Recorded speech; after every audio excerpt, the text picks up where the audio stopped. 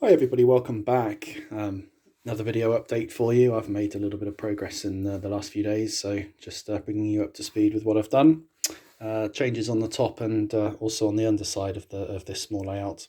So if you remember from before, I had the power feeds here, and then over here on the other side with two insulated joining points here. So obviously I have put the track power feeds now through to the underside, which I mentioned I would do. And also you can see here that I've now also spray painted the top in the usual sort of colours, ready for the next stage, which would be the ballasting. If I just flip it onto its side, I'll just show you the wiring, which is relatively simple. I'm not going to win any awards for how tidy my soldering is. It's a bit of a odd job, but it certainly does the trick.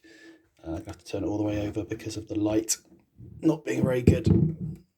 So here's the underside. I did decide to take off the pieces of wood that were on the other side, so now it's just the exposed frame. So the first thing I did is join up the two power feeds together.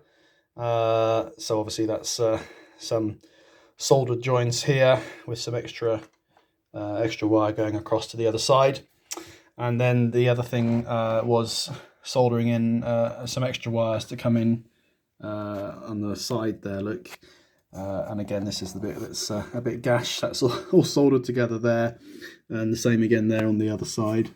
It doesn't look very pretty, but it is working because I have tested it.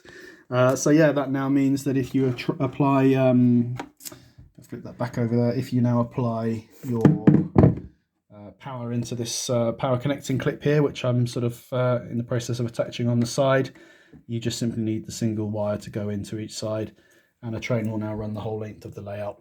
So that wiring that I've done there does achieve the required effect. So if I just go back to the airbrushing, I've never shown my compressor before. I use a Badger airbrush, which I've had for 25 plus years now, and I use a compressor that was an old sort of almost industrial unit. Really, it really is quite a thing to see. It's right out of the 1960s. So you get all these more nice desktop ones now. This is an absolute monster.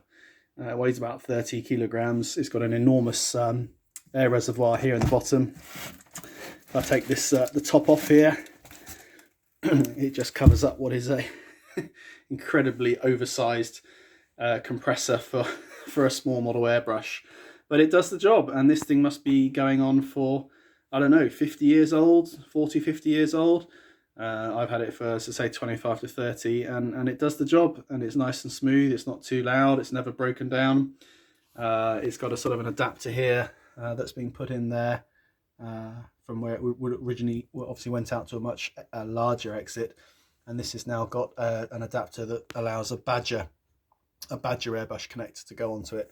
You can see this is quite frayed now, so I've actually got another one of these on order, yeah, that's the other side, which is exactly the same connector. There you go, and that just goes into my Badger airbrush, and that does the job for all my airbrushing. And so yeah, this airbrush now is definitely over 25 years old. I think I was about 13, 14, 15 when I got this, and obviously that was also purchased secondhand. I think this was in a dentist's. I think that's where that came from, but it served me well, and hopefully it'll see me out. So I'll just pause the video briefly. I've got a couple of things to show you that I've purchased as well. Just bear with me a second. So I mentioned before one of my earlier videos that I wanted to try static grass, which I've never done before. It's obviously something that most people move on to. So yeah, you're looking at now something I've just purchased with my Christmas dividend, so to speak, some Christmas money. So I bought a kit for static grass. Now obviously you can see here where I've bought this from.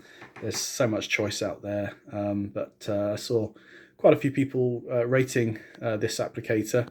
Certainly not the cheapest, but what I liked about this is you get all this that you can see in the kit for a fixed price. So you get the static grass applicator, you get the basing glue, which I'm sure you can just use standard PVA for, the layering spray, looks quite good, because that's what enables you to build up nice multi-coloured, multi-layered static grass, which does seem to look an awful lot better than just one neat level sort of back garden style, if you like. So I quite like that, and people were very positive about this this particular applicator.